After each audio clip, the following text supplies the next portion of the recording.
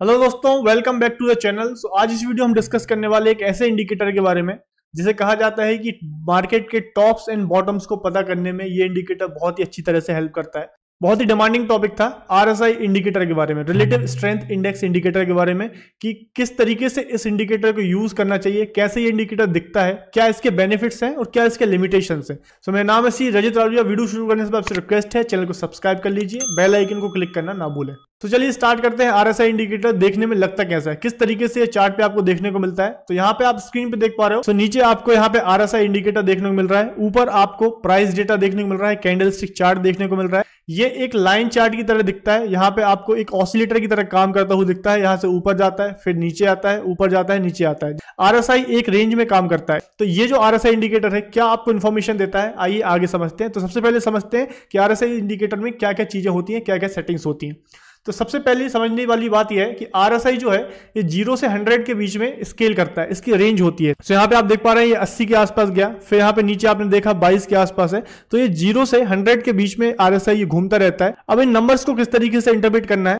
सो अगर mister Wilder के अनुसार देखें, जो इस इंडिकेटर को जिन्हें इन्वेंट किया था, उनकी अगर बात मारे, उनका इंटरप्रिटेशन समझें, तो वो जो भी चार्ट है, जिस चीज का आपने चार्ट लगाया है, अगर आरएसआई 70 के ऊपर है तो वह ओवरबॉट कंडीशन बताता है, मतलब मार्केट में बहुत ज्यादा बाइंग हो चुकी है। और अगर आरएसआई बिलो 30 आ जाता है, मतलब आरएसआई की वैल्यू जो है यहाँ पे अगर लाइन जो है ये 30 के आसपास आ जाती है, तो इसका मतलब है कि मार्केट बहुत ज्यादा ओवरसोल्ड हो चुका है। सो आपने आरएसआई का नंबर गेम समझ लिया। तो 0 से 100 तक होता है, 70 के ऊपर अगर आरएसआई गया तो ये ओवरबॉट कहलाता है, और 30 के नीचे अगर आरएसआई की लाइन गई तो ये ओवरसोल्ड कहलाता है। अब ओवरबॉट ओवरसोल्ड का क्या मतलब होता है, आइए आगे समझते हैं। सो ओवरबॉट कंडीशन की बात करें, अगर मतलब आरएसआई अगर 70 के ऊपर निकल जाता है तो मतलब हम बोलते हैं मार्केट बहुत ज्यादा ओवरबॉट हो चुका है। इसका मतलब होता है कि प्राइस में बहुत ज्यादा बाइंग आ चुकी है। अब प्राइस आगे जाके यहां से रिट्रेस हो सकता है, थोड़ा करेक्शन आ सकता है प्राइस में।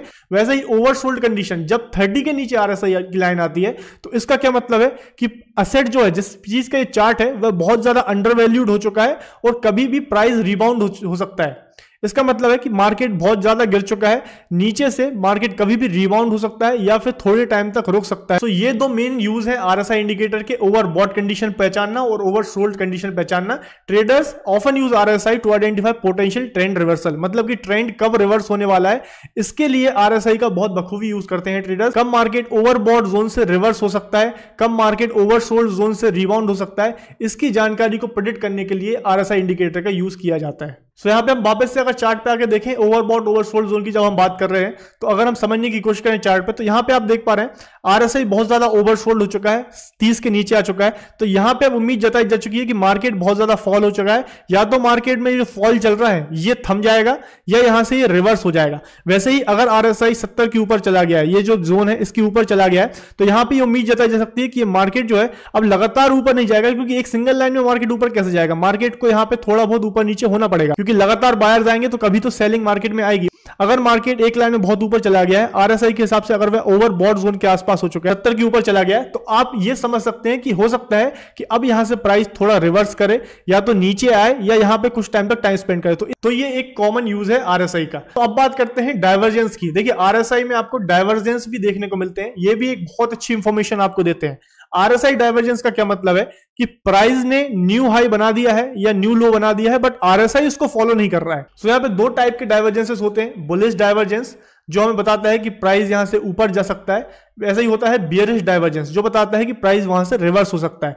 तो ये इनका क्या मतलब है, आइए डेफिनेशन समझते हैं, फिर आगे जाके एग्जांपल भी देखेंगे। बुलिश डाइवर्जेंस कब होता है कि price makes a new low, price ने नया लो बना दिया है, मतलब ये लो था, इससे एक और लो बना दिया है प्राइस ने, but RSI does not confirm it with new low, मतलब आरएसआई में वह चीज देखने को नहीं मिल रही है। आरएसआई जैसे कि यहां पे आरएसआई भी अगर देखें तो आरएसआई ने न्यू लो बनाया, बट आरएसआई ने नया लो नहीं बनाया, ये लो के ऊपर ही आरएसआई है। तो यहां पे आपको एक डाइवर्जेंस देखने को मिल गया है, तो ये होता है बुलिश डाइवर्जेंस। वैसे ही बियरिश डाइवर्जेंस की बात करें कि प्राइस ने नया हाई बना दिया है, प्राइस ने नया हाई बना दिया है, ये हाई से प्राइस ऊपर चला गया है, बट आरएसआई को भी एक नया हाई बनाना चाहिए था, बट आरएसआई ने नया हाई नहीं बनाया। तो इसे हम बोलते हैं बियरिश डाइवर्जेंस। मतलब इससे एक अनुमान लग जाता है कि प्राइस में स्ट्रेंथ कम होती हुई दिख रही है। आइए चार्ट पे आके इसको और बेटर तरीके से समझते हैं। बहुत ही इंपॉर्टेंट चीज है डाइवर्जेंसेस। आप चार्ट पे इसको बैक टेस्ट करके भी देख सकते हैं कि किस तरीके से डाइवर्जेंसेस काम करते हैं। तो बुलिश डाइवर्जेंस को इस तरीके से देखने मिलता है, प्राइस ने नया लो बना दिया है, प्राइस यहां पे लगातार लो बना जा रहा है,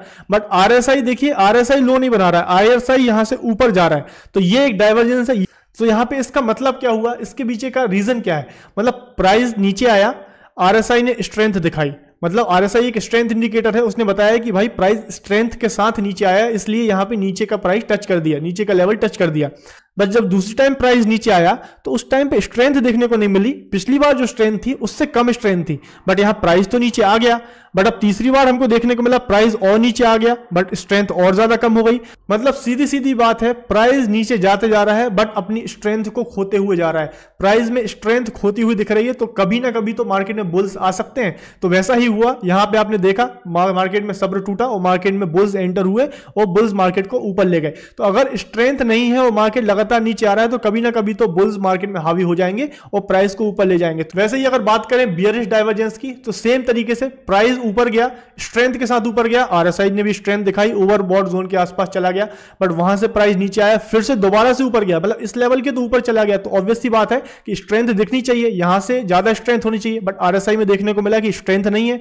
तो यहां पे क्लियर सा मामला है कि यहां पे हो सकता है कि ये कमजोर प्लेयर्स मार्केट में बाय कर रहे हैं। ये कमजोर प्लेयर्स थे, ये कब तक मार्केट को ऊपर लेके जाएंगे, स्ट्रेंथ तो है नहीं। तो यहां पे बियर्स मार्केट में एंटर हुए, मार्केट को नीचे ले गए। तो यहां पे आप इस डाइवर्जेंस को देख के रेडी हो सकते थे कि भाई यहां पे मार्केट ऊपर जा रहा है बट स्ट्रेंथ नहीं दिखा पा रहा है, तो कभी भी बियर्स मार्केट में आ सकते हैं। कमजोर बायर्स मार्केट को ऊपर लेके जा रहे हैं, तो यहां पे आप बियर्स को एंट्री होते हुए देखा और मार्केट ने एक लोअर हाई लोअर लो बनाया, एक बढ़िया ट्रेंड आपको देखने को मिला डाउन साइड में। तो ये एक और यूज है आरएसआई का। पहला यूज समझा हमने ओवरबॉट ओवरसोल्ड जोन सब पता करने का, दूसरा यूज है आरएसआई में डाइवर्जेंस पता करने का। दोनों ही तरीकों से आप मार्केट में रिवर्सल पता करने की कोशिश करते हैं कि कब मार्केट रिवर्स मारे। तो चलिए ये तो हमने जाना आरएसआई के बारे में इन डिटेल। अब इसका कुछ प्रैक्टिकल एडॉप्टेशन देख लेते हैं कि भाई प्रैक्टिकल मार्केट में कैसे करें। देखिए दो टाइप के मार्केट होते हैं, हम सभी जानते हैं, या तो मार्केट साइडवेज होता है या मार्केट ट्रेंडिंग होता है। तो दोनों ही कंडीशन में आप आरएसआई का बहुत ही अच्छी तरह से यूज निकाल सकते हो। जब मार्केट साइडवेज होता है तब आप आरएसआई को यूज कर सकते हो finding reversal on support and resistance level. इसको हम डिटेल में चार्ट पे आगे देखेंगे। दूसरा तरीका समझ लेते हैं, जब प्राइस ट्रेंडिंग होता है और ट्रेंडिंग के बाद थोड़ा फॉल आता हुआ मार्केट में दिखता है, तो ये प्राइस कब तक नीचे आएगा, कितना नीचे आएगा, इसका प्रेडिक्शन आप आरएसआई के थ्रू कर सकते हो। चलिए इन दोनों को समझ लेते हैं प्रैक्टिकल एग्जांपल। तो यहां पे देखिए साइडवेज मार्केट में प्रैक्टिकल यूज समझते हैं कि जब मार्केट साइडवेज मार्केट में होता है, आपको पता है कि एक रेंज में काम कर रहा है मार्केट, ऊपर रेजिस्टेंस है, नीचे सपोर्ट है। इस केस में आप रिवर्सल ट्रेडिंग क्या करते हो, रिवर्सल ट्रेडिंग में मतलब रेजिस्टेंस से मार्केट में सेलिंग करते हो, सपोर्ट से मार्केट में बाइंग करते हो। मतलब सपोर्ट के आसपास मार्केट आ चुका है, मुझे पता है कि सपोर्ट से मार्केट में बाइंग आती है, यहां से बाइंग प्रेशर आता है, मगर कोई एक ऐसा इंडिकेटर हो जो मुझे हेल्प करे ये बताने में कि मार्केट में डेफिनेटली बाइंग आ सकती है क्योंकि बहुत ज्यादा सेलिंग हो चुकी है। तो ये मदद करेगा मुझे आरएसआई। तो यहां पे आपने देखा आरएसआई 30 के आसपास आ चुका है, तो यहां पे एक अनुमान लग सकता है कि भाई मार्केट सपोर्ट जोन पे है, आरएसआई 30 के आसपास आ चुका है, मतलब बहुत ज्यादा सेलिंग हो चुकी है, तो यहां से मार्केट कभी भी रिवर्स मार सकता है। वैसे यहां पे हमने देखा मार्केट रेजिस्टेंस के पास है, आरएसआई भी ओवरबॉट जोन के आसपास आ चुका है, तो यहां पे हम देख सकते हैं या तो मार्केट यहां से रिवर्स करेगा या थोड़ा साइडवेज रहेगा। तो यहां पे आप सेलिंग करने का सोच सकते हैं, मार्केट के नीचे आने की उम्मीद कर सकते हैं। सो इस तरीके से आप आरएसआई का बेनिफिट ले सकते हैं साइडवेज मार्केट में। अब ट्रेंडिंग मार्केट में कैसे बेनिफिट लेना है ये समझ लेते हैं। देखिए अगर कोई स्टॉक या किसी भी इंडेक्स में आपको ट्रेंड देखने को मिल रहा है, बहुत ज्यादा मार्केट ट्रेंडिंग है, उस केस में आप ट्रेंड को कैसे राइट टाइम पे पकड़ सकते हैं। तो यहां पे देखिए ट्रेंडिंग मार्केट है, मार्केट ट्रेंड कर रहा है, आरएसआई ओवरबॉट आया, मार्केट थोड़ा साइडवेज हुआ, अब मार्केट में थोड़ा रिट्रेसमेंट आ रहा है। आप इस पॉइंट पे मार्केट को देख रहे हो कि भाई मार्केट गिर रहा है, आप बाय करने के लिए रेडी हो क्योंकि आपको लग रहा है मार्केट यहां पे ट्रेंडिंग है, बट किस पॉइंट पे बाय करना है इसका कंफर्मेशन कोई दे दे। तो इसका कंफर्मेशन आपको आरएसआई देगा कि भाई मार्केट गिर रहा है।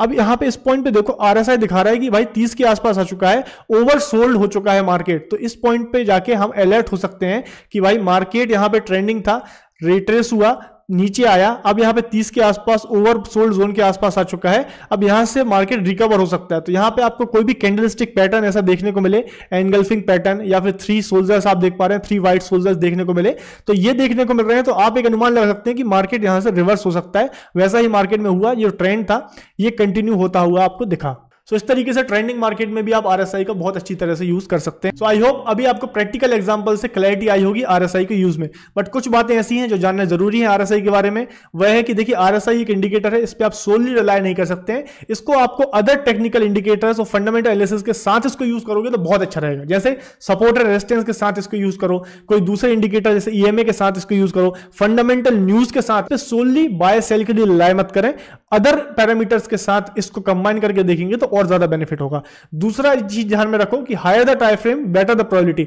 जितना ज्यादा बड़ा टाइम फ्रेम होगा, जैसे आप 5 मिनट के टाइम पे RSI लगाओगे, आपको हो सकता है फॉल्स सिग्नल देखने को मिले। अगर आप 1 घंटे पे लगाओगे, 1 दिन के टाइम फ्रेम पे लगाओगे, 1 वीक के पे लगाओगे, और ज्यादा एक्यूरेसी आपको RSI में देखने को मिलेगी। तो higher the time frame better the probability. वैसे ही तीसरा पॉइंट है कि आप RSI को हर स्क्रिप्ट पे यूज कर सकते हो। आप इंडेक्स पे कर सकते हो, स्टॉक्स पे कर सकते हो, करेंसी पे कर सकते हो। हर असेट क्लास पे RSI सेम तरीके से काम करता है। तो चलिए इन दी एंड समझ लेते हैं RSI को चार्ट पे कैसे प्लॉट करना है। तो यहां पे हमने RSI को हटा दिया है। चार्ट पे प्लॉट करने के लिए इंडिकेटर बटन पे क्लिक करेंगे। इंडिकेटर पे जाएंगे, सर्च पे टाइप करेंगे RSI सर्च करेंगे, आपको दिखेगा रिलेटिव स्ट्रेंथ इंडेक्स। इस पे क्लिक करेंगे। जैसे ही क्लिक करेंगे RSI आपका प्लॉट हो जाएगा। अब यूज कैसे करना है आप सीख चुके हैं। इसमें सेटिंग्स भी होती हैं, तो यहाँ पे सेटिंग्स पे जाके आप चेंज कर सकते हैं। इस पे 14 डाला है, बाय डिफॉल्ट 14 पीरियड RSI होता है, मतलब कि पिछले 14 प्राइस पॉइंट को देखते हुए ये RSI काम करेगा। आप इसको कम ज्यादा कर सकते हैं और इसको बैक टेस्ट करके देख सकते हैं कि कौन से टाइम फ्रेम पे ज्यादा बेटर कर रहा है। बट अगर आपको ज्यादा कुछ नहीं सोचना है, आप डिफॉल्ट सेटिंग्स के साथ चल सकते हैं। 14 पे जाके इसको ओके कर दीजिए, RSI आपका प्लॉट हो जाएगा। सो आई होप RSI पे ये डिटेल्ड वीडियो आपको इंफॉर्मेटिव लगा होगा। वीडियो थोड़ा बड़ा हो जाता है क्योंकि हम इंफॉर्मेशन और नॉलेज से कोई ज्यादा कंप्रोमाइज नहीं करते हैं। अगर वीडियो पसंद आया तो प्लीज वीडियो को लाइक करें, चैनल को सब्सक्राइब करना ना भूलें। Thank you for watching, happy trading.